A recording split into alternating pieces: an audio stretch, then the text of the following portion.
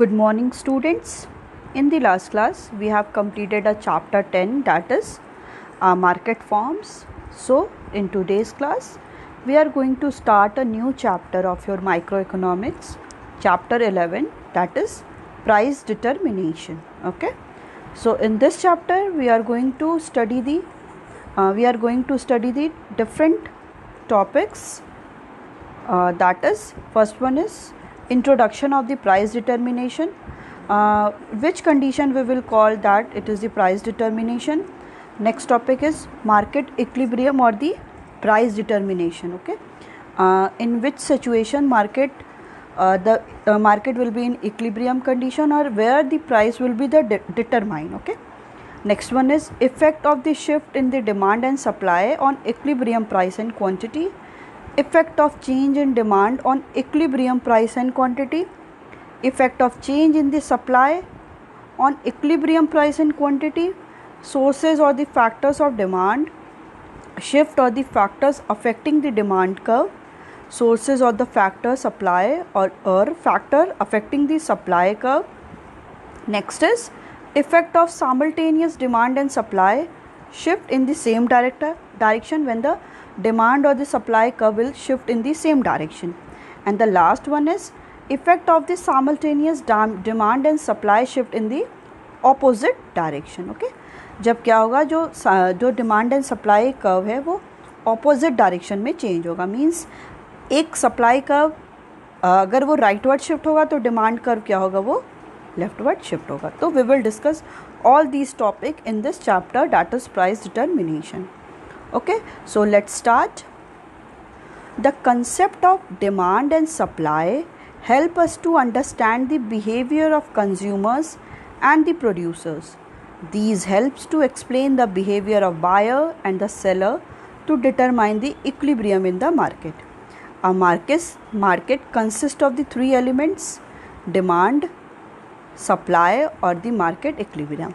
So demand describe the behavior of the consumer in the market, supply describing the behavior of the firms in the market, and the market equilibrium connect demand and supply and describing how consumers and the producer interact in the market. कि market में कैसे जो demand and supply है और कैसे consumer और producer market में interact करेंगे. So the concept of the demand and supply help us to determine the behavior of consumer and the producer. Okay, जो भी हमने concept पढ़ लिया कि what is demand, what is supply, what is the law of supply, what is law of demand, what are the different factors they affect the demand or what are the different factors affecting the supply. So the concept demand and supply क्या करता है कि demand के through हम किसी भी consumer का behaviour study करते हैं. मींस कंज्यूमर कौन सी कमोडिटी को कितना डिमांड कर रहा है, कौन सी कमोडिटी को वो ज़्यादा प्रेफर कर रहा है, किस कमोडिटी को वो लाइक कर रहा है, किस कमोडिटी को वो डिसलाइक कर रहा है, किस कंडीशन पे वो कमोडिटी को ज़्यादा परचेस कर रहा है, कब प्राइस कम होगी तो वो ज़्यादा डिमांड करेगा, जब प्राइस ज़्यादा होगी तो डिमांड वो कम करेगा. यस, तो ऐसे कंडीशन में हम डिमांड के थ्रू ही हम जान जाते हैं कि कंज्यूमर का बिहेवियर उस कंडीशन पे कैसा होगा. And when we talk about this supply, तो सप्लाई के through we know the very well the behaviour of this producer. Means कितनी कमोडिटी की कितनी वो सप्लाई करेगा, वो कितनी कमोडिटी को प्रोड्यूस करेगा, कौन सी कमोडिटी अभी कंज्यूमर ज़्यादा प्रेफर कर रहे हैं, किस टाइप की कमोडिटी उनको ज़्यादा लाइक है, किस कमोडिटी को डिसलाइक कर रहे हैं, कितना उस कमोडिटी को प्रोड्यूस करना चाहिए, अगर जिस प्रोडक्ट को वो डिसलाइक कर रहे हैं उसको कम प्रोड्यूस करना चाहिए और उस कमोडिटी को प्रोड्यूस करने में शिफ्ट होना चाहिए जो कंज्यूमर ज़्यादा प्रेफर कर रहे हैं. ठीक है, तो अगर प्राइस ज़्यादा होगी, कोई भी कमोडिटी की प्राइस ज़्यादा होगी तो सप्लाई भी उस कमोडिटी की ज़्यादा होगी. अगर उस कमोडिटी की प्राइस कम हो गई तो सप्लाई भी क्या होगी, उस कमोडिटी की कम होगी. क्योंकि अगर ज़्यादा प्राइस होगी तो प्रोड्यूसर को क्या होगा, प्रॉफिट होगा. अगर कम प्राइस होगी किसी भी कमोडिटी की तो प्रोड्यूसर को लॉस होगा. ओके, तो डिमांड और सप्लाई ही के थ्रू हम क्या कर सकते हैं, बिहेवियर किसी भी कंज्यूमर का बिहेवियर कैसा है, वो कैसे किसी भी सिचुएशन पे एक्ट कर रहा है, कैसे रिएक्ट कर रहा है, एज वेल एज सप्लाई के थ्रू हम जान सकते हैं कि बिहेवियर ऑफ दिस प्रोड्यूसर, की प्रोड्यूसर का बिहेवियर कैसा है. सो these helps to explain the behavior of buyer and seller to determine the equilibrium in the market. ठीक है, इसी के थ्रू हम क्या कर सकते हैं, डिमांड और सप्लाई के थ्रू हम बिहेवियर ऑफ बायर और सेलर का जान सकते हैं कि to determine the equilibrium in the market, कि behaviour of buyer and seller determine the equilibrium, किस कंडीशन पे इक्विलिब्रियम होगा. इक्विलिब्रियम मीन्स इक्वल, कहाँ पे डिमांड इक्वल टू सप्लाई होगा, मतलब जितनी कमोडिटी कंज्यूमर डिमांड कर रहे हैं उतना ही कमोडिटी सप्लायर सप्लाई कर रहा है. तो this will be the demand equal to supply. वो कंडीशन होगी कि जितना डिमांड हो रही है एज अ कंज्यूमर, हम जितना डिमांड कर रहे हैं, एज अ सप्लायर उतना सप्लाई वो कर रहा है कि नहीं कर रहा है. ठीक है, तो मार्केट में क्या है, 3 एलिमेंट कंसिस्ट होते हैं. मतलब कोई भी मार्केट है, कितनी कमोडिटी को प्रोड्यूस करना है, कैसे करना है, कब प्रोड्यूस करना है, कौन सी कमोडिटी को प्रोड्यूस कंज्यूमर ज़्यादा प्रेफर कर रहे हैं. तो ये सारे के लिए मार्केट में 3 एलिमेंट होते हैं, बेसिक 3 एलिमेंट्स होते हैं. उसमें फर्स्ट वन इज़ डिमांड. ठीक है, demand describe the behaviour of consumer in the market. Demand के थ्रू ही डिमांड ही डिटरमाइन करता है और डिस्क्राइब करता है कि बिहेवियर का कंज्यूमर कैसा है. फर्स्ट ऑफ ऑल देखिए, कोई भी सप्लायर कमोडिटी को प्रोड्यूस और सप्लाई तब तक करेगा जब तक कमोडिटी की डिमांड हो रही है. इन केस वो सप्लाई कर रहा है, ठीक है, सप्लायर का जो प्रोड्यूसर है वो कमोडिटी को प्रोड्यूस कर रहा है, but nobody is there to purchase that commodity. Is there any possibility that the supplier will produce the more commodity? No. कोई भी सप्लायर अगर एज अ कंज्यूमर कोई भी हम कमोडिटी परचेज़ नहीं कर रहे हैं, आप लोग देखते होंगे ऐसी बहुत सारी कंपनीज़ होती हैं जो उनको बहुत लॉस होता है क्योंकि people will not demand that kind of product, तो वो क्या होती हैं, बंद हो जाती, शट डाउन हो जाती, बिकॉज उनका इतना ज़्यादा लोग परचेज़ नहीं कर रहे हैं. तो यही कंडीशन होती है कि अगर एज अ कंज्यूमर हम कमोडिटी की डिमांड नहीं करेंगे तो सप्लायर कोई भी कमोडिटी को प्रोड्यूस नहीं करेगा. ठीक है, इसीलिए कोई कंज्यूमर को ना एक गॉड की तरह लिया जाता है कि अगर कंज्यूमर है तभी कमोडिटी प्रोड्यूस होगी, नहीं तो कोई इसका मतलब ही नहीं है प्रोड्यूस करने का. ओके, तो in this condition demand describe the behaviour of the consumer in the market. Demand ही क्या करता है, किसी भी कंज्यूमर का कैसा बिहेवियर होगा मार्केट में वो डिटरमाइन करता है कि कोई भी कंज्यूमर कैसे मार्केट में बिहेव कर रहा है, वो डिटरमाइन करता है through the demand. Supply describe the behaviour of the firms in the market. Supply क्या डिस्क्राइब कर रहा है कि किसी भी फर्म्स का कैसा बिहेवियर है, कि कोई भी फर्म कितनी कमोडिटी को प्रोड्यूस कर रही है, कितनी कमोडिटी को वो सोल्ड आउट कर रही है, कि फर्म्स कैसे बिहेव कर रहे हैं मार्केट में, कि प्राइस इंक्रीज़ हो रही है तो वो सप्लाई ज़्यादा कर रहे हैं, प्राइस डिक्रीज़ हो रही है तो वो सप्लाई कम कर रहे हैं. तो these all are related to the behaviour of the firms, की फर्म्स का बिहेवियर ही डिपेंड करता है कि वही डिस्क्राइब करता है कि सप्लाई किसी भी कमोडिटी की कितनी होगी. Next one is market equilibrium. तो market equilibrium connecting the demand and supply. जो मार्केट का इक्विलिब्रियम वहीं पे होगा जहाँ पे डिमांड और सप्लाई इक्वल होंगे. तो market equilibrium connecting the demand and supply, दोनों डिमांड और सप्लाई को कनेक्ट करता है कि जितनी डिमांड होगी उतनी ही सप्लाई होगी. ठीक है, वहीं पे जहाँ पे ये एक दूसरे को इंटरसेक्ट करेंगे उसी पॉइंट पे प्राइस भी डिटरमाइन होगी और उसी सिचुएशन पे क्वांटिटी भी डिटरमाइन होगी.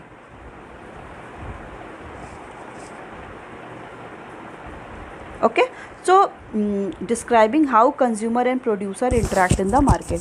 तो यही मार्केट इक्विलिब्रियम क्या करता है, वही डिटरमाइन करता है कि डिमांड एंड सप्लाई को कनेक्ट करता है और ये डिस्क्राइब करता है कि कंज्यूमर और प्रोड्यूसर कैसे मार्केट में इंटरेक्ट करते हैं, मतलब मार्केट में वो दोनों कैसे इंटरेक्ट करते हैं. तो मार्केट इक्विलिब्रियम के थ्रू ही हम क्या जानते हैं कि कितना डिमांड और सप्लाई होगा. तो इस चैप्टर में पूरा हमको यही पढ़ना है कि कहाँ पे प्राइस डिटरमाइन होगा. प्राइस डिटरमाइन वहीं होगा जहाँ पे डिमांड और सप्लाई एक दूसरे को इंटरसेक्ट करेंगे, वहीं पे प्राइस में भी समटाइम्स क्या हो जाएगी, इंक्रीज़ और decrease. So price totally depend upon the market forces, that is demand and supply. जितनी डिमांड होगी और सप्लाई होगी उसी पे प्राइस क्या होगी, डिटरमाइन होगी. तो इस चैप्टर में हमें यही पढ़ना है. तो we will discuss different kind of different kind of diagram here, कि हम लोग यहाँ पे बहुत टाइप्स के डायग्राम भी पढ़ेंगे कि कौन कौन सी सिचुएशन क्या होती है। जब डिमांड इंक्रीज़ करता है तो वो राइटवर्ड शिफ्ट होगा, डिमांड डिक्रीज़ करता है, इंक्रीज़ होगा तो वो राइटवर्ड शिफ्ट करेगा, डिक्रीज़ होगा तो वो लेफ्टवर्ड शिफ्ट करेगा, सप्लाई इंक्रीज़ होगी तो वो राइटवर्ड शिफ्ट करेगी, सप्लाई डिक्रीज़ होगी तो लेफ्टवर्ड शिफ्ट होगी। तो कहाँ पे इक्विलिब्रियम होगा? अगर राइटवर्ड शिफ्ट हो गई और डिमांड कर्व लेफ्टवर्ड शिफ्ट हो गई, तो जहाँ पे वो दोनों इंटरसेक्ट करेंगे वहीं पर इक्विलिब्रियम पॉइंट होगा। तो we will discuss all these things in this chapter. Okay, so there is conflict in the aim of the seller and buyers. Seller want to sell the goods at the highest price to maximize profit, and the buyer want to buy the goods at the lowest price to maximize satisfaction.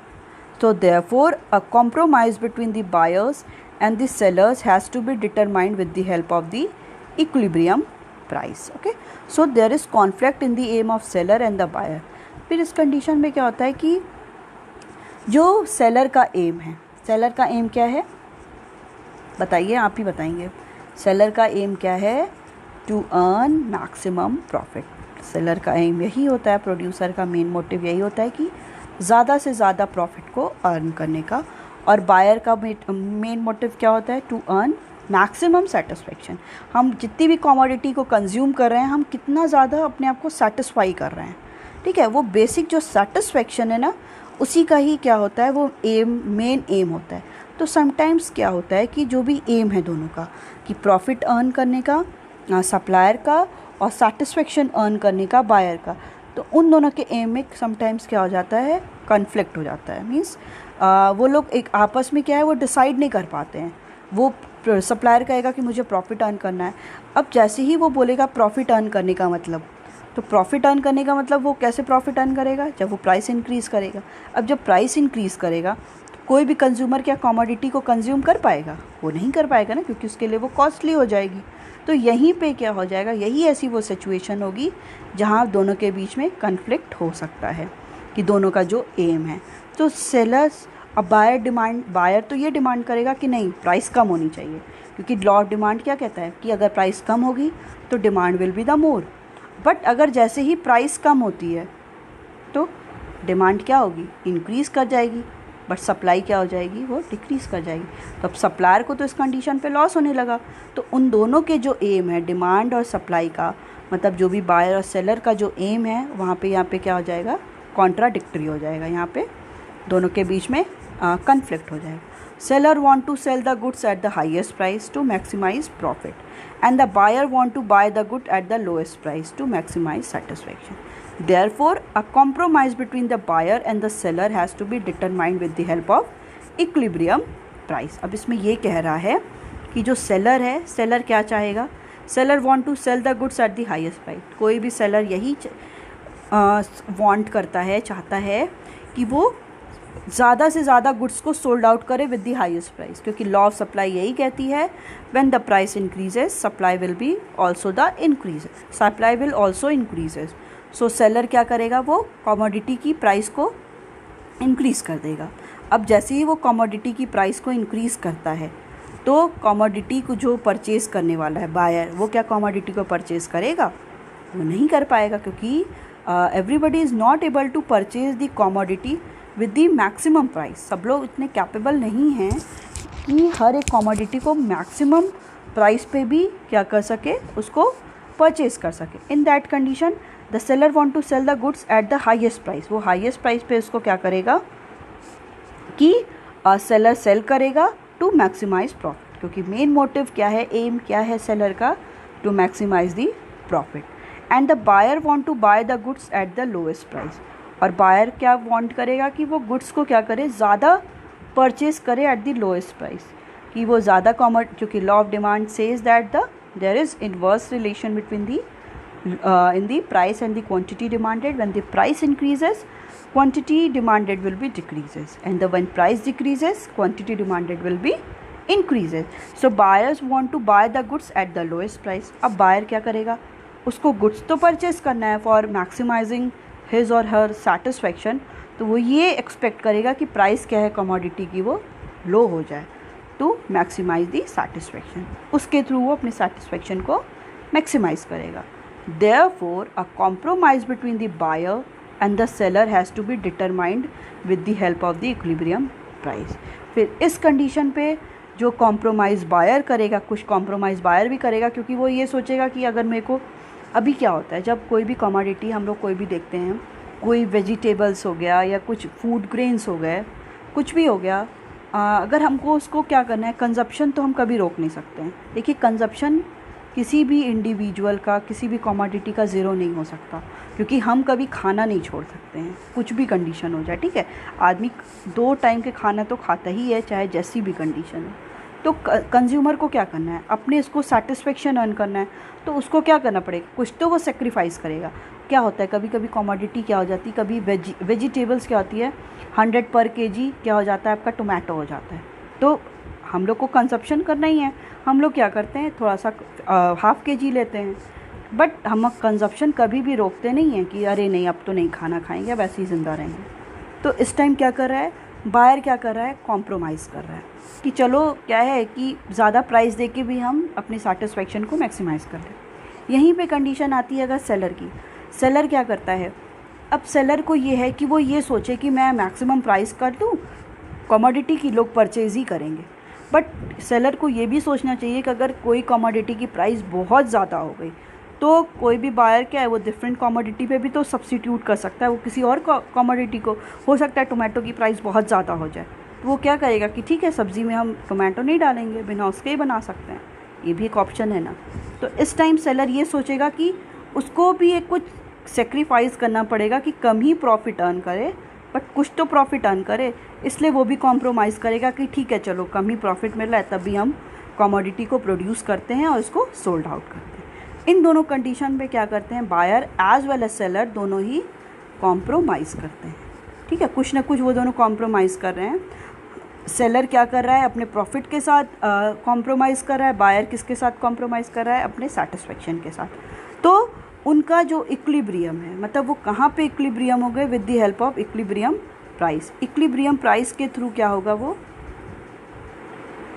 Equilibrium price के through वो क्या होगा, determine होगा। So a compromise between the buyer and the seller has to be determined with the help of equilibrium price.